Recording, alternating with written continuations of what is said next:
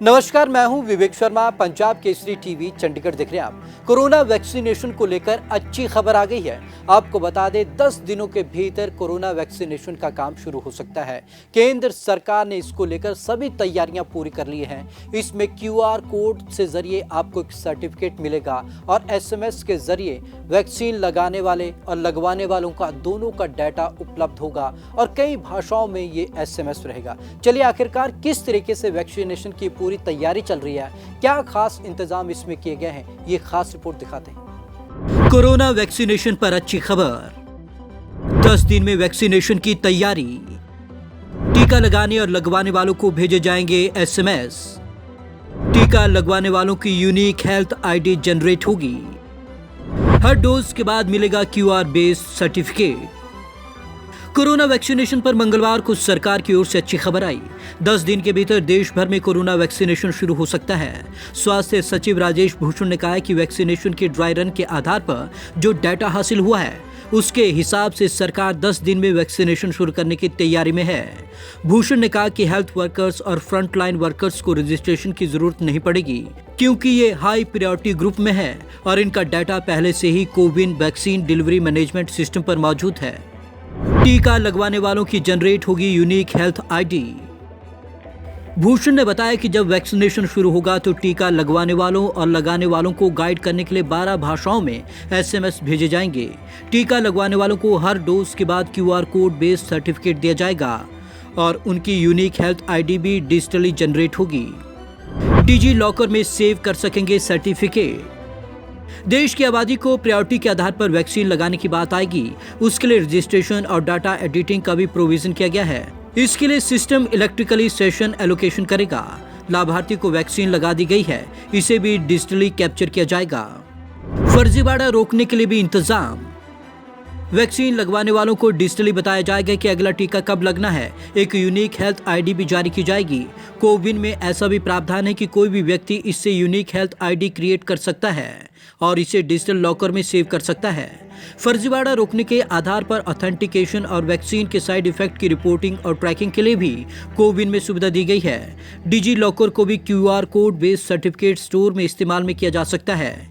इसके लिए 24/7 हेल्पलाइन होगी। स्वास्थ्य मिनिस्ट्री ने बताया कि कोरोना वैक्सीन को एक्सपोर्ट कर किसी भी तरीके का प्रतिबंध नहीं लगाया गया है। वैक्सीन के स्टोरेज के लिए देश में 4 प्राइमरी स्टोर।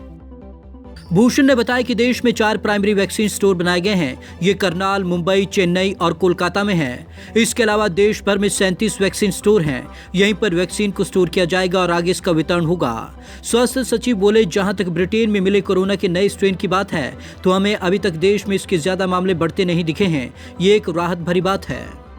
5.87% पर आया देश का पॉजिटिविटी रेट। उन्होंने कहा, कोरोना के चलते देश के हेल्थ इंफ्रास्ट्रक्चर पर जो बोझ था वो भी कम हो रहा है।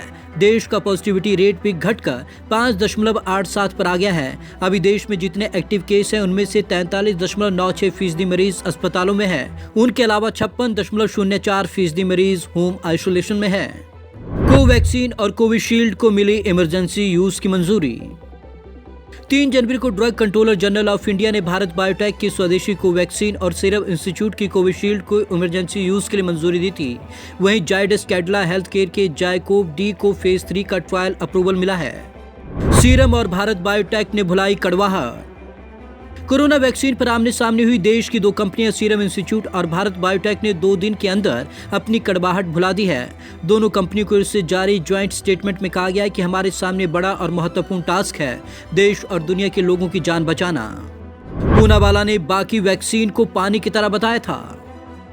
सीरम इंस्टीट्यूट के CEO आदार पूनावाला ने रविवार को फाइजर, मॉडर्ना और ऑक्सफोर्ड एस्ट्राजेनेका की कोविशील्ड के अलावा बाकी सभी वैक्सीन को पानी की तरह बताया था।